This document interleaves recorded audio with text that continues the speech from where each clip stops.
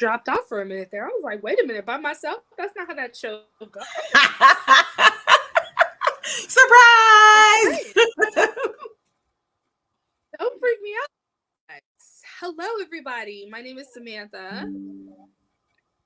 That's Cherie. I'm Cherie. How do I? Welcome back to the Monday Meltdown podcast here on YouTube. So, yeah, YouTube and Facebook. You guys should be getting us on both. Quick announcement. Life be lifing. Okay. And we have decided that we are now going to go 8:30 live because 7:30, apparently the devil over here trying to knock people out in front of us. You know, you see me, I got a sweatshirt on. North Carolina, somehow Hope Mills is we got a freezing advisory until tomorrow. Bitch, it is March 20th. It's like the first day of spring, or that tomorrow. Girl, it don't make no sense. So yes, I'm in a sweatshirt because I grew up in a household. If it gets cold, throw something on. Don't just go put up the heat. Okay, so I got a sweatshirt on. But yeah, that's what it is. We are gonna. That kind of takes us back into financial responsibility. Do you want to sit in your house at 80 degrees, or do you want to watch your investment accounts grow? Let's run it back to Debbie Slaughter, a student of financial psychology that's been on the Monday Meltdown podcast. Take it away, Debbie.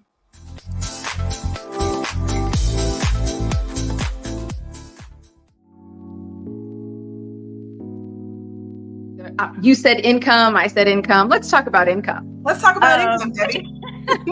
One really great way to increase income is to decrease your debt. Once you have paid off like credit cards or paid off your car, if you maybe have rent but don't have a mortgage, you increase your disposable income automatically by just reducing your debt. So if you want to increase your income, definitely decrease debt. But there is a money script it's created by Dr. Clance. And there's a psychology around if I had more money, then I would be happier. Or if I had more money, then life would be easier. But that's not necessarily the case. You have to tackle where your money's going, because you can have money abound and still be broke.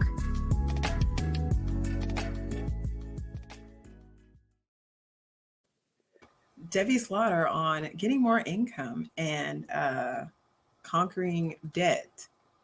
I also would like to say another way to get more money is to get another job.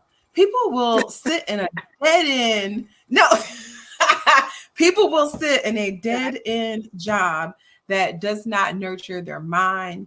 It doesn't nurture their soul, and it doesn't nurture their pockets for whatever reason. I don't know, whether it's comfortability, whether it's they have fear that they won't be able to find another one, but there's a whole world full of jobs. So that's also another way to get more income, is to get another job, work 2 jobs. What else are you doing if you don't have any money? What else are you really doing if you don't have any money but sitting around, being depressed, being sad, being broke? And it just doesn't make you feel good. You got to be whole, man. You got to be whole. I agree to an extent. To an extent. To which extent? Where did you draw the line, Samantha?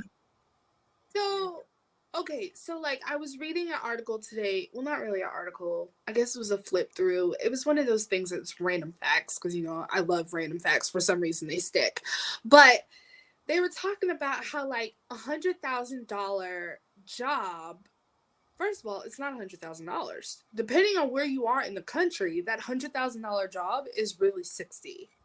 Mm-hmm. It's really 65. It's really, I think 72 was the highest I saw it. And that was Texas. And we all know you can buy 4 of my houses in Texas for the same price of what we paid for this house, depending on which part of Texas you're in. So, and that happens to have the higher, because it's like, even if you get that dream job, you're still insurance. And I mean, that's just what automatically comes out of their check. Like, that's not even whatever their lifestyle is, or whatever, whatever Jones they're trying to keep up with. That's just what comes out of their check. They get this offer for 100,000. They think they're good, and they're taking home 60, 65. But they're working. When you get into a level where you're making $100,000, they're going to get their money's worth out of you.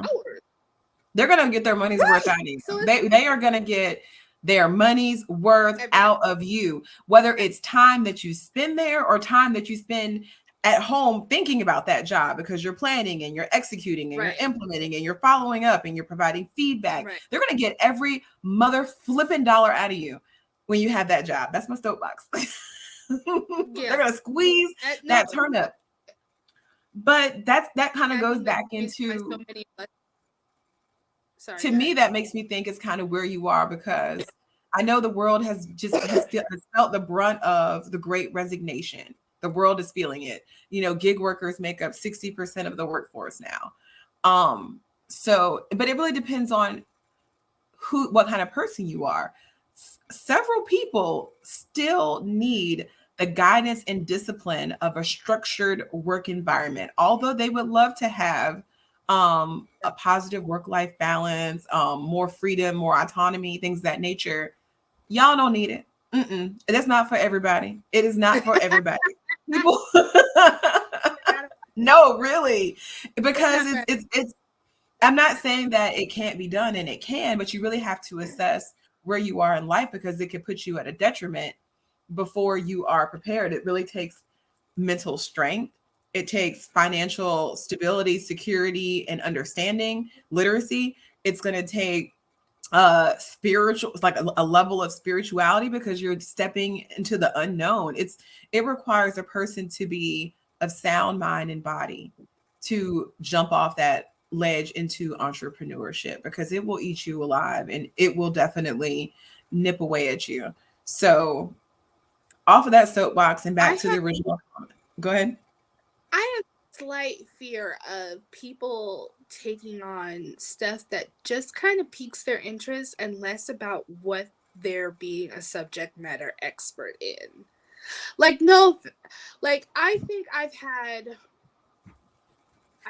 3 people, actually I've had 4, but I've had 3 people in my inbox because they've decided to get another stream of income, and that stream of income has been some kind of financial credit fixing thing. I guess there's a new program that's out that you can help other people. I don't know. Honestly, after talking to Debbie and Ayana and getting in depth conversation, and now signing up for the Ramsey thing, that I was just like, I'm doing it myself. I'm not, I don't want to, but it's like, I know you're not an expert. I know you know what I mean? Like, it's not, and it's nothing against them. They nothing but love. Okay. But one of them is Pure Romance. That's how I know her. Is from Pure Romance. She quit her job to go full-time Pure Romance. So I don't know when you had time to learn how to come and try and help me fix my financial stuff. But no. Like, was she asking you to pay? You know, she's like, no, it wasn't that. I guess I really didn't pay attention to the pitch. She asked for 30 minutes of my time, and you've seen how my life has been this last couple of weeks. I didn't have 30 minutes to give her.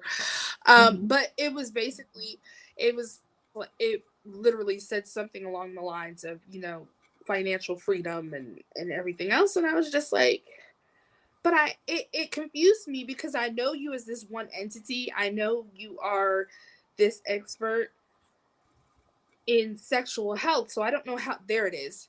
Would you help me in my new business with, not going to say it, I'm training, and you fit the criteria of those who I should be talking to. Would you help me with my training?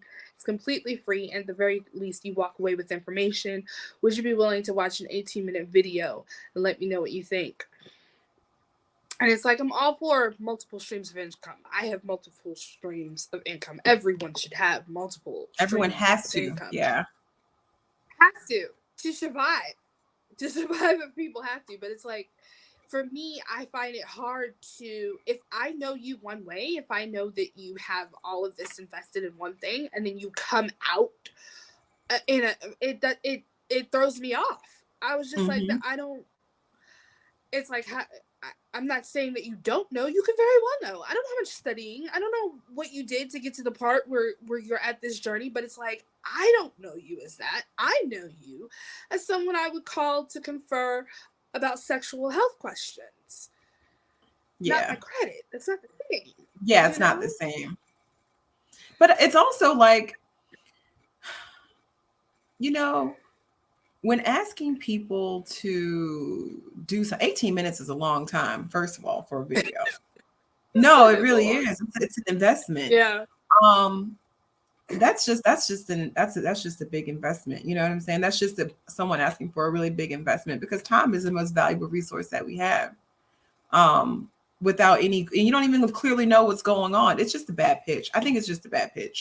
Maybe that's what.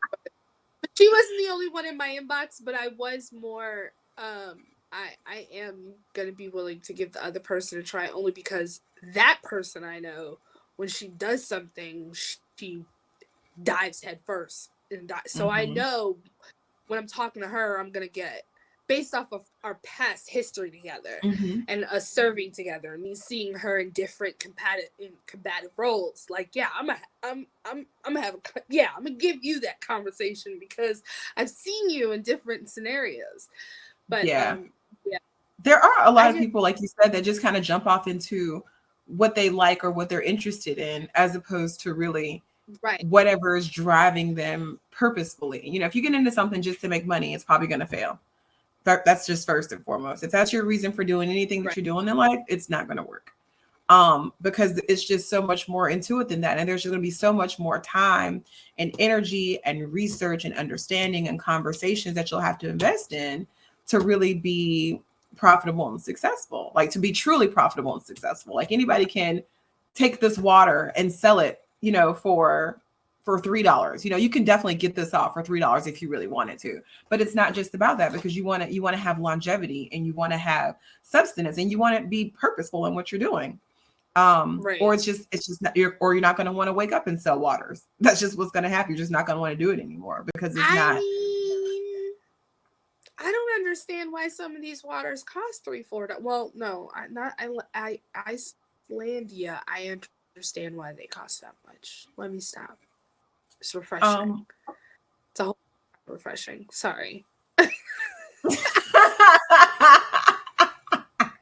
I started thinking about the water bottles. Like, y'all about to pick one of them up on the way to work tomorrow. I haven't had Icelandic water in a very long time. Oh I got my! one of these. I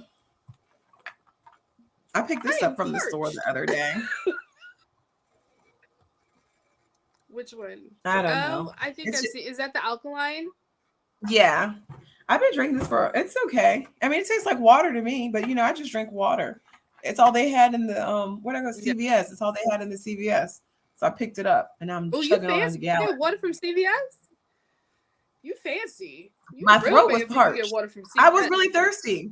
No, no, no. That's not something I do regularly because it's not my budget. I was just really thirsty. So that was the result of piss poor planning, and I paid for it. See, that's what happens when you don't plan. You have to pick Mm-hmm. up water from CVS and pay an arm and a leg for it. That's what happens. Facts.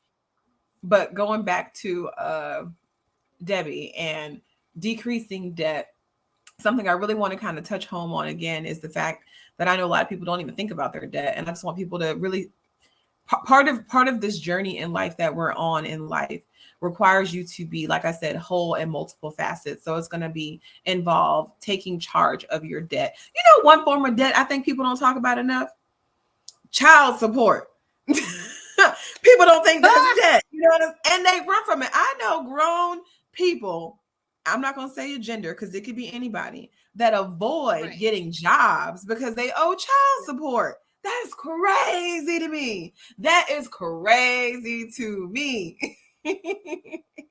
It makes absolutely no sense the way my mind works, how people could avoid going to work to get a job that's going to provide benefits and or a stable source of income because they don't want to pay to take care of their child. That's just, you know, I know there are people that abuse the system, and I know there are people that use child support as a means of like as a means of like a consequence to like penalize the other partner or something. But I just think it's weird, you know, people that's just like, oh, I'm not gonna get no job. I got child support. They're gonna take my check. Oh, okay. It's debt. I don't understand that logic. I agree with you 100%. I've never been in. I just don't understand. Maybe as you know what I really want. I want a man to answer that question because I feel like and it's not because I'm a woman. That's not what I'm saying. I have always been maternal. I've always been maternal. I'm the type of person, if a puppy's hurt, I'm going to pick up the puppy and find a vet.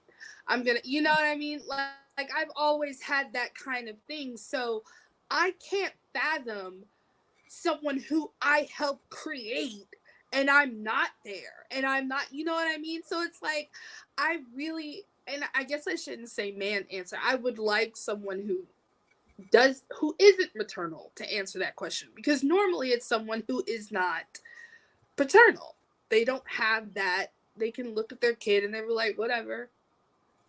Yeah. And women do it too. Some women, it's rare, but some women don't have maternal genes. Some women are just like, you know. Yeah, no, I definitely know. I definitely know. I definitely know. What thought process gets them there? Like, do they live impoverished? Do they do things that are like, I really want it, because it's like, you have to have a job to eat. So if you don't have a job because you're afraid they're going to take half your check to your kid, how are you eating? Like, I'm very confused how that even works. Yeah, that's odd to me. I also think it's odd for people that are always asking for stuff. I don't like it. I don't understand how some people are so comfortable always asking for stuff. Like, I know some people go through hard times because that's a part of life. Life is hard. And you know what I'm saying? We go through peaks and valleys, highs and lows. Some people live in the lows, man, and are just completely comfortable with their hand like this all day long to everybody. I don't understand how that's comfortable. Like, do you feel like you're getting over because you don't have to do anything? Do you feel like I don't understand how some people are comfortable being volunteer victim. And that definitely probably stems from some sort of mental illness that's undiagnosed or something. But it has to be, is what I would think, because how do you take care of yourself? I don't understand how you could function in life not knowing where your next meal is going to come from, how the water is going to be paid, how the lights are going to stay on, how the mortgage or the rent's going to be paid, I don't understand how you could function through life without knowing or having a plan for any of that stuff. It just seems like it would make life so much more stressful because those things are real. They really happen on a day-to-day basis. Right. It's just like piss poor planning. It seems like, I don't know. I don't understand. And I never will. I would love to kind of touch on what you were saying about people ignoring their debt. And one of my rings just got stuck on my finger. So if you see me struggling, that's what it is. So I think everybody needs to open up their mail. I need people to stop ignoring bill collectors. It's not going to go away. Never. It's just, it's better to pick up the phone and be like, hey, call me back in a month. Call me back in 2 weeks. Call me back in something, because then you don't have to avoid your phones. You don't have to, you know what I mean? It's like, and for those, I mean, there's so many TikToks that are just like, don't pay the collections until you do this. And it's just like, oh, I don't have to pay the collection. No, that's not what they said. They said, but they only heard the first 2 seconds. Right. At some point in life, it has to be addressed. Exactly. I don't know, like, as a generation, as a culture, be aware of your debt is kind of the Monday Meltdown is telling you to be aware of your debt. Yeah. Even if it makes you feel sad, even if it makes you feel bad, get your debt, look at your bills, at least write them down so you kind of know what you owe. and then you can come up with a plan to knock the debt Right. down, because you're going to feel a million times better. You're going to have that anxiety off your back. You're going to have that stress off your back. You're going to have the more financial freedom, because it's going to open you up to grow your credit once you minimize your debt, because your debt to income ratio is not something that creditors that want to fund. They don't want to fund a high debt to income ratio. Yeah. So be aware of your debt. Like I said, write it down, know what it is, and just formulate a plan to put it in your budget. You know, maybe you can only pay $20 a month towards chipping off your debt. Just start with the one bill at a time. Just whatever it is, be doing something with it. Don't let it just sit there, because it will grow and it will haunt you. And then you won't be able to buy a car. You won't be able to buy a house. You won't be able to do all these things that you want to do. And that'll put you in a state of I can't, when really you can. You just have to take care of your debt. It's an obstacle. I don't like how this new generation of people shy away from things that are hard. You know, when things are hard, we look for the phone to give us instant gratification. Oh, I don't know the answer to that problem, so they just scrolling on TikTok. Or I don't know what to do about my credit, so now they're scrolling on Facebook. Or I don't know what to do about, I don't know what to do about my business. I can't get my business plan together. I don't even know where to start. And they start playing video games. It's just like, stop wasting time and take charge of your life. Your body does not control your mind. Your mind controls your body. Like, I just can't stress that point enough. Your mind controls your body. It does exactly what your mind wants it to do when you want to do it. And I'm not discounting any sort of illness that will have you incapacitated, but ultimately, your mind is the strongest, most powerful muscle in your body. It controls everything. This is the general, and these are the soldiers. Right. It does what the general tells it to do. If you guys didn't check out Debbie's full interview, it'll be loaded on YouTube in the upcoming weeks. There will be the 5-minute clip from last week where she kind of goes over the 4 money scripts by Dr. Klonk, Professor Klonk, kind of going over the 4 different viewpoints of money schemes, just money scripts, how people view money, how people have had money triggers. The goal is to educate the generations on financial literacy so that we can stop saying we don't know. So we can stop saying nobody told us. We have to pick ourselves up by the bootstraps, and we have to go seek the information that we need to be successful. That's just kind of where we're at with it. The goal is to have a healthy network. I applaud you for remembering how to pronounce his name. Klonk. Oh. I always want to say Kuntz, and I know that's not his name. So I can sit here. Like, I'm sorry. People really think I'm good with names. I'm not. I'm good with pronouncing names that I've never seen before, but remembering names, once I associate it with something else, that's it. That's your name. Like, so he's going to be forever Kuntz to you. He is. I like to think I'm pretty solid with names for the most part. Because I've learned in life, like, learning someone's name is the easiest way to deposit a positive emotional deposit in their day. Like, learning someone's name and being in a leadership position, it's one of the easiest ways to kind of like have an icebreaker. Like, I know a lot of new team members. I try to remember every single person's name. Now, God forbid I learned their real name and they want to give me a nickname. It's Rat, because I know that all I know is that that real name. But that's like business tip 101. Remember, this is business tip 101. Learn the person's name, make good eye contact, and let them lead the conversation. If they start speaking of a significant other or something, take a mental note. And if you can't have a mental note, like, put it in your notes in your phone, or put it like write it down if you can. And when you see them again, hey, how was Marie? Or because it's a positive emotional deposit, and people don't have a lot of those. So you'll be surprised at what they'll get from that interaction. I completely understand the thought process behind that. No, it's not I completely understand the thought process behind that. I don't know. I always eventually get it. It's just that initial, that initial. You know what I'm saying? It's just, yeah, I just take time. That's all. That's it. But I always am very upfront.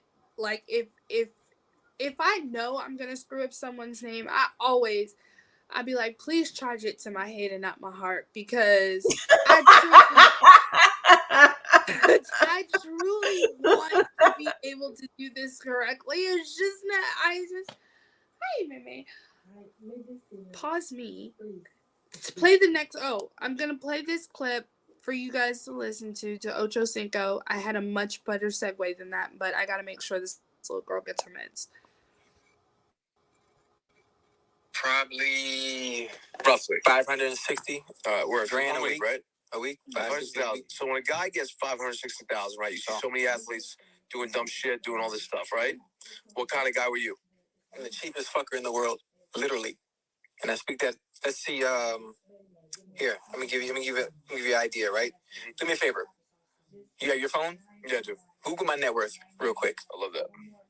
The net worth says, I don't know. 5 million. 5 million? It says 5 million. Net worth 5 million? That's what it says? Yeah. We're going to get handed the phone here. All right, so Mr. Ocho Cinco has a lot of commas in his bank account, and I see something up where it's not going to the right numbers, but a lot of money in his fucking bank account. Chad. So what does it say? Do you want to say the number? Yeah, it's okay. I mean, you just got $15 million casually sitting in your checking. Okay, but I have a question. So how can someone explain to me, where does your network, where does it come from? All your assets, all your different fucking... Everything, yeah, all your assets. So why would it be that low? Is it, do they think I spend all this money? Do they think I fall in the stereotype? I would think that would be it. Chad, mine says 86 million. So it's inaccurate. Really? Yeah, it says 86 million. It's like that's the most inaccurate search ever. Mm-hmm. Net worth, it's dumb. Nobody fucking knows. But you get what I mean? Yeah. When I played, I just put $15 million in your bank account. Right. You're good. I was the cheapest son of a bitch. Extremely cheap. And obviously, you mentioned the jewelry. For what? The watches, for what? What time is it? It's okay, I'm sorry. What time is it, please? What time? 6:21? How much that cost? Nothing. Time is fucking free. Why am I paying for it? You telling me a watch is $200,000? I like that. I like that too. Dumb. I don't do it. By the way, that much. Yeah. I think watches are dumb too. Like I like jewelry's fucking dumb as shit. People love to say, "Oh, it's an investment." Blah blah blah. Whatever. Time is fucking free. I'm not paying for it. You mean if I can get something that looks like it, the real thing, knowing I already have money, I'm gonna get the fucking replica. I just don't wear it. Because what are you gonna tell me? Damn, my bad. Sorry. I have a problem with keep moving. What are you gonna tell me? What are you gonna say? Right. I shopped at fucking Claire's with a black card. What are you gonna say? Well, why would you just that $200K like change shit? That's I like a lot, man. That's just me. Other people have an image to live up to. They're trying to impress. They're trying to compete. I've never been one of those. But if I like the way something looks, I'm going to wear it. So what is your fucking vice? I gotta have one fucking vice. My vice? Money wise, $200K. What's the big purchases going towards? No, you got that. It's going that way. The money. No. It's going that way, the money. What kind of car do I drive right now? I don't know. To this day. I'm going to say it. Somebody knows. I don't know. Damn. I mean, our research was very limited today. I've been driving one same car since 2006. Smart car. Really? Yes. Still. You like driving around a smart car? Yes. It's fucking dope. It's not any smart car. I have my fucking names on the wheel. Okay. That was Ocho Cinco. His vice, you couldn't see it in the video. It's his cigar. So a conversation that I was having with Cherie earlier, there are two people that I think is so misinterpreted in media. Just media. Whole media. Not just social media because they say stuff or whatever, but I think Ocho Cinco and Tyrese, I think they get I think those are like the two people, like if I could meet and have a real conversation with, fuck all the hoopla, they all been in the news for mental health or domestic violence, those kind of things. But when you sit here and think about it, all the cockiness that he had on the field, like he said, why would they think I don't have it? Because do they think I fit into a stereotype? And so many do fit into that stereotype. You read stories all the time of people who make millions and millions of dollars playing in a sport, and then when the sport uses them, because that's essentially what happens, they either get too old or their body betrays them and they end up getting out, and they're no longer getting sponsor deals. Nope, nobody wants to sponsor a retired person. Doesn't matter if that retired person is Deion Sanders. I think, well, no, Michael Jordan is still, but he's Jordan. We're not going to talk about Jordan, but we're not going to go down that, right? That's a whole nother. The regular amazing athletes, famous, exactly. It's like they have to do so much while they're in to try and get their money up. And I really wonder what kind of mentorship, because it doesn't look like there's any. It doesn't look like there's any mentorship to tell that kid, you really don't need a 1.5 million Bugatti. Like, it's not necessary. Leave that on the floor. But I was cracking up when I was shopping at Claire's with a black card. Okay, that. Okay, for those of you that don't know, a black card comes from the Black Amex American Express. Let me tell you, you have to spend $250,000 every year swiping that card. So the fact that that's why he's got to use it everywhere. He's going to Claire's. He's going to Walmart. He's going. Right. I think I saw this one clip where Shaq was like, he just bought some house or moved into some house and there was like nothing in the house or whatever, and he's like, you know what, I'm gonna go to Walmart. And he goes to Walmart and buys like, I don't know, some TVs and some other shit that he needs for his new place. And the bank like they like alert his card for like fraud alert or something, and he can't get the stuff. And he's like, man, I'm Shaquille O'Neal, I can get the stuff. He's just trying to get the shit himself. It's just saying like, we can't be as busy as Shaquille O'Neal, and we are Instacarting, DoorDashing, Amazon Priming. We're doing all of these things, but he's getting up at 1:00 in the morning, going to Walmart to pick up his own TVs. It's like we are Walmart. Where's that? Because my bitch don't open past 10 o'clock since COVID. I was going to Walmart at 1. Well, you're also in suburbia. You're also in suburbia. Ain't nobody doing nothing past hours in suburbia, Sam. The real Walmarts are still slinging stuff into the wee hours of the night. COVID, my Walmart was open. They getting real goddamn bougie out here. Pre-COVID, that bitch was open at 1 in the morning. Okay. I don't know why 10 o'clock is the end all be all out here. But Shaquille O'Neal, first of all, that's another person I don't necessarily want to have a conversation with, but I would be interested in watching a documentary about, because he seems like he's so goofy. He's got that goofy persona, but the fact that he will go to Walmart at 1:00 in the morning and literally be like, oh, all y'all mamas out here getting stuff for your kids, put it on my tab. He's bought out everybody that was in line at Walmart with him. He's bought them. Single mom, 4 kids, groceries. Oh, hey, does your kid need a bike? Do you mind if I buy your kid a bike? Let's go get a bike. And that kind of generosity, that kind of thankfulness for your position in life, that had to come from somewhere. Mm-hmm. No one feels that amount of gratitude unless something had them feel that, whether it be how you were raised, whether it be hardships that you went through. It takes something to truly make someone that grateful. And the fact that he's had all those years, got all those rings, went through all those teams, played with some of the greatest players in the NBA, and come out on the other side humble. I would love to see that documentary. I want to see the fact that he made the Shaquille O'Neal shoe for the ones that couldn't afford the People that Jordans. couldn't afford That the kind Jordan. of thing. Yeah. You know what I mean? Like that kind of thinking. I really, and even him being a sheriff in some random ass town for a year. I really want to see.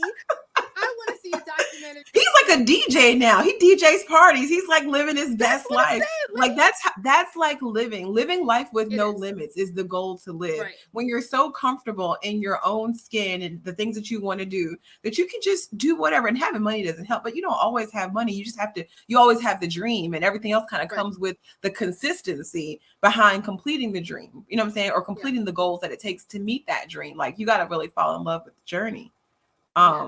Is it I not to be love the fact repetitive, that but I would be interested in going to a Shaquille O'Neal party because I heard he's like having the time of his life, like dancing and doing all Right. sorts of weird stuff. And that's how you know that you're really like alive and you're really living. Like I'm sure he does a bunch of crap on a day-to-day basis that he doesn't want to do. So when you revel in the things that you find pleasure in, that's like a Right. different kind of feeling. It really is. I applaud him not caring what he looks like.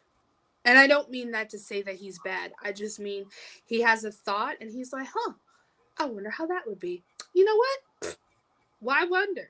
Let's do it. You know? Maybe that's the new why wonder? Why wonder? That's it. That's my new tagline. Why wonder? Why Do wonder? it. Just do it. Like I really, really do hope that they come out with a documentary on him, by him. Don't wait until it's too late. I want a documentary while he can still narrate. Him and Morgan Freeman. Let them be the narrators. Ooh. Morgan Freeman's been old since freaking Driving Miss Daisy. One of my favorite movies. Morgan Freeman, that guy. Those people are all famous, and those people, that's all great that they are able to live in their dream. But for us regular people that won't end up at the Academies or the Oscars, or maybe we will, you know what I'm saying? You never know, because why wonder? Yeah. Right. The real joy, not to be confused by the people that have billions and millions and billions of dollars, getting up every day, doing something that's purposeful, being happy in what you're doing, finding peace and pleasure and joy in the things that you're doing, your day-to-day interactions. Like you can't control the world. You got to control your controllables. Right. So you got to just take charge. I don't want people to wait until. Yeah, so there's never a right time. This, okay, is why wonder and don't wait until, because you may not be able to buy out Walmart, but that mom that's in front of you that's got 3 kids screaming, whose card she can't find or is going through, she can use help. She can use, hey, I got it, mama. You need help going to your car? Something as simple as that. I walked a lady to her car with her stuff because she was struggling getting this stuff into her cart. And I told the lady that was ringing this up, I was like, hey, go ahead and put my stuff to the side. I'm going to walk her out to her car. When I got her to her car, she had tears in her eyes. And she was like, why would you help me? And I was like, because I would want someone to help my mom. Period. I didn't know this woman. I've never seen this woman before. But I know that if my mom was looking like that in the grocery store, I would hope someone who's able-bodied, who could move a little quicker, who could carry something a little heavier, would be like, it's going to take 5 minutes to make sure that this woman is okay to her car. It's not much. But that 5 minutes, you don't know what kind of pain you got up off of her. When they got the compression socks on, you already know there's some pain going on in her. You know, there's certain instances that we've seen in our own family. We know the signs, you know what I'm saying? But we're so busy in our own life that we can't take 5 minutes to help out somebody else.